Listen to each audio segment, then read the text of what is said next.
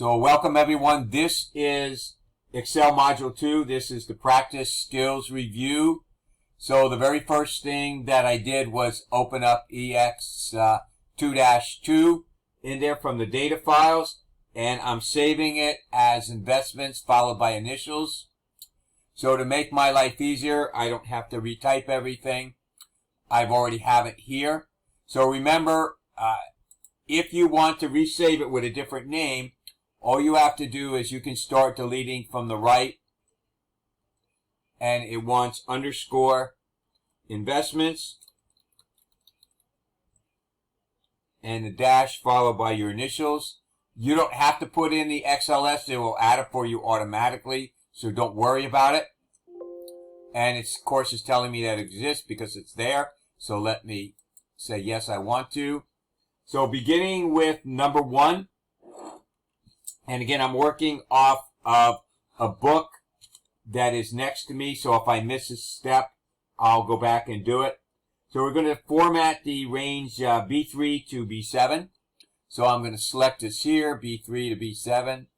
And it says to format to accounting. Since it just tells us accounting, I can click on this here. It'll add the dollar signs and the commas between spaces there. That is number B. 1B, change the format of the date in B9 so it appears as 18 June. So here is B9. I'm going to go into, click on my number, and we'll find it as this over here.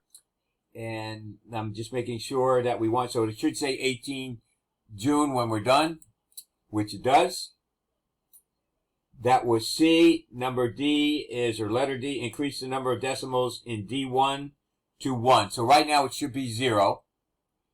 So you can increase the decimals 2 different ways. You could actually go into percentage and add 1 here, or you can just click on the increase decimal right here, whatever is convenient for you, and it shows as 1.1. Remember, when you increase or decrease decimals, it does not change anything. It just changes the way it's displayed. Then, of course, we want to save our changes. That was number 1. Number 2, change font and font size. Select A3 to A7. A3 to A7. And we want to change the selection to calibri. So let's go here. It's not showing as last used. So I'm just going to type in CA. Click on calibri, and that takes care of that. And increase to an 11. Now notice that it's 10. If I click on this, it'll more than likely change it to 12, which it did not. If it did, you can just type in 11. That is D, and of course save our changes. Number 3, change font styles and alignment. So we're going to apply the heading to cell style to A1. So this is A1. And here are our styles, and we just want heading 2. That was A. B is merge and center from A1 over A and B. So we'll just select these two here. Click on merge and center. That takes care of B. C is apply italic and bold to C1. So let's click on C1. Here's bold. Here is italic. Use the format painter to copy the format in C1 to A9. So here is C1. I'm going to click on the format painter one time and click on A9. That was D. E is change the alignment of cell B2 to align right. So this is B2 right here, and align right. That was E, and of course F is the world famous save your changes. Number 4, just column width. So we want to resize column C to 21 characters. Because it's characters, it makes it very easy. So we're just going to right click here and choose format column width. and I can just type in, let me find what it was, 21. Now remember, this is not pixels, this is characters. And that takes care of the column width. Then we're going to adjust the width of A and B to automatically. So we're going to go A and B. And I'm going to click between the two of them here. And because I have them both selected, it should adjust them both at the same time, which it did. Change the text in B2 to total managed assets. So here is assets. So I'm going to put in total managed. Hopefully I'm spelling it right. And enter. Adjust the width in column B to display all of the content in C2. So let's double click here. And that tells us everything. And I'm going to change this to a capital T. And of course, save your changes.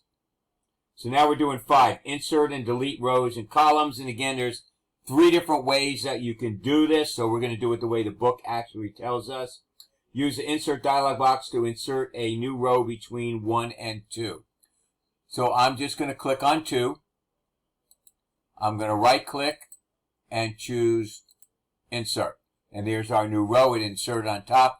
I could have right clicked here and choose insert and done row, entire row. So there's several different ways to do that. You do the way that's most comfortable for you. That was A. B is use the column heading to insert a new column between B and C. So we're going to click on C because it's going to insert it to the left. Right click and choose insert. And we're done there. C is type fee in cell C3. Now notice that it's formatted the same way as this here. And we'll see what happens. So that looks good. We're going to set and center the label in the cell, which is already centered. And actually what I did was put it in the wrong spot. So let's go to C3 and put it there. Then we need to center it. Perfect. That was C. Create a formula in C4 that calculates the fee for Boston office by multiplying the total managed assets in B4 to the annual percentage. So here is B4, is right here. So we're going to start our formula with equal, and we're going to click here. Then we're going to hit the multiply sign. Then we're going to go, the percentage is right here. Now, make sure that you use absolute. So we're going to hit F4. So that way it's always going to be E1 when we copy and paste it. And then you can copy and paste it, whatever method you want. I'm just going to drag it down here. And everything works. So you can see that this is E1, E1, but it did adjust the row. That was D. E is copy the formula down to C4, so we've done that. Use a row heading button to delete the Philadelphia row from the worksheet. So we'll just click here, right click. Now remember, clear contents is not the same as deleting the row. Clear contents would just blank everything. So let's click on delete. That's gone. And if you make a mistake, just undo it. Then we're going to use the save change. We're going to, okay, so that's everything is done there. Let me save my changes. So I'm going to apply colors, borders to the documentation. So we're going to use an outside border to range A3 to C7. So here's A3 to C7. Now this is already on bottom border, but I prefer to, let's see what we're going to do. Let me read this again. So we want an outside border. So let's go to outside. Not a bottom border. I just read it wrong. Apply green accent 6, 80%, fill color, second row. Now don't confuse this fill with this. This is the fill color. So I'm going to click on this here, and we want the to D1 to E1. So here is D1 to E1, and we're going to go to our fill color, and I'm going to change it to the second row, last column. So this is the second row, last column, which is green accent 6 lighter. And then we're going to change the font color of A9 to B9.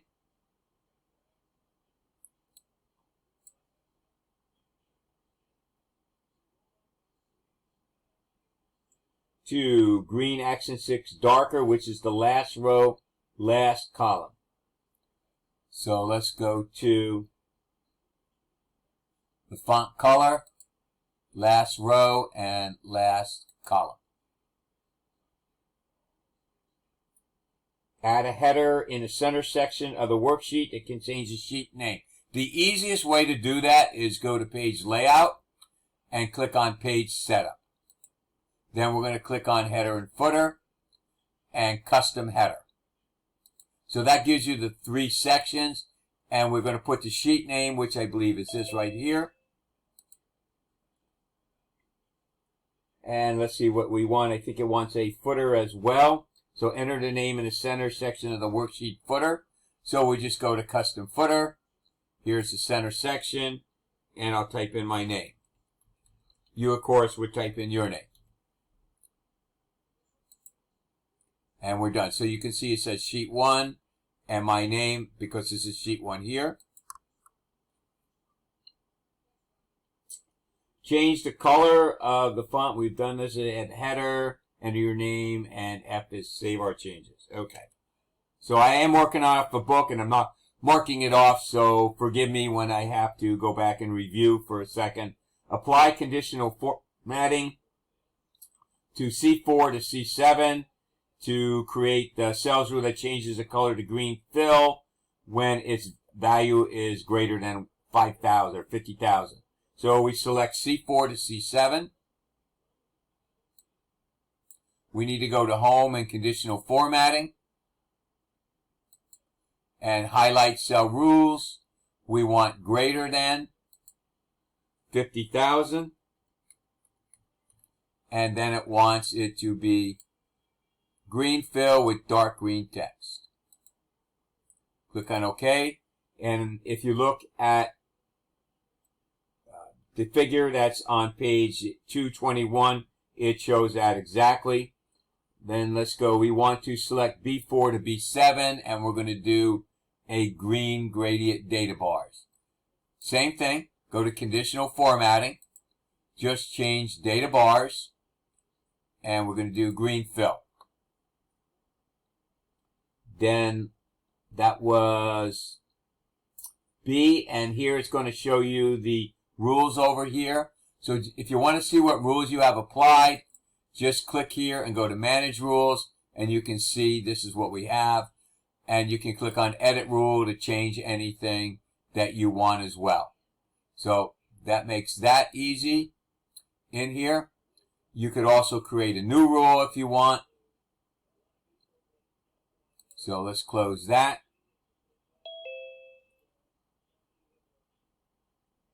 And save our changes.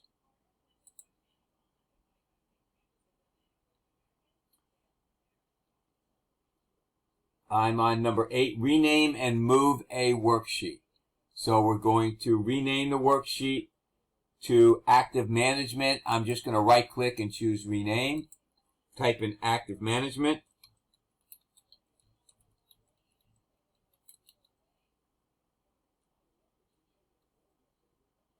And sheet 2 is going to be passive management.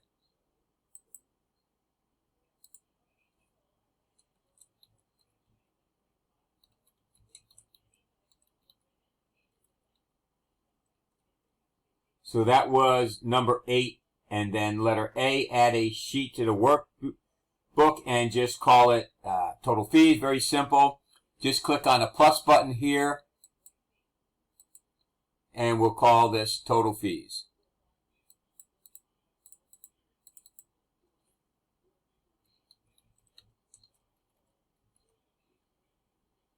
That was B. Change the active management tab color to green accent 6, which is the last column and last row.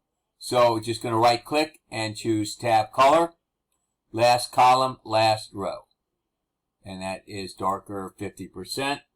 Then we're going to do the passive management to blue accent 5 darker 50, which should be the second to last column and second to last row. So tab color, second to last column, second to last row. And actually, I don't believe that's right because that said 25%. So let's go and darker 50%. So that takes care of that. Reorder the sheet so the total fee sheet comes before the first one. You can do it two ways. You can right click and choose move and copy and put it in front of where you ever want. Notice it says before sheet. Or if you prefer, just take it and drag it. Delete the total fees sheet.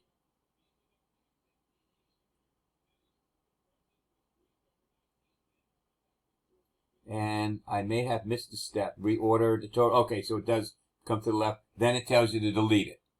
All right. So we'll delete it. That takes care of that. And activate the management.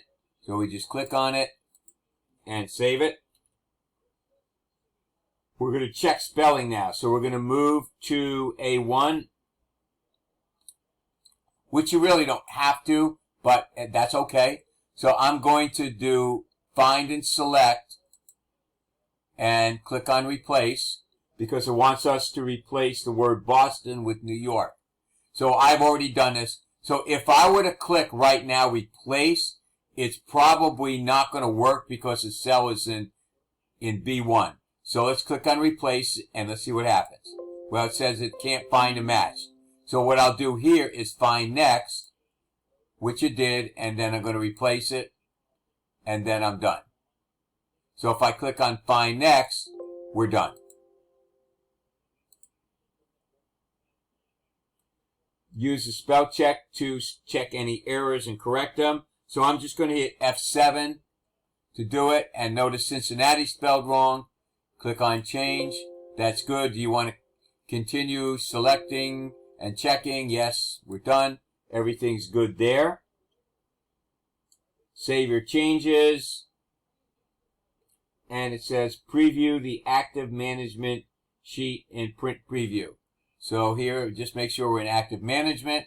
Just go to file and print, and you'll see the print preview, which is there, and that looks pretty good. Then, of course, you're going to make sure that you save it, and this is the file that you will submit. So, I'm going to end the video right now. I hope this was helpful for you.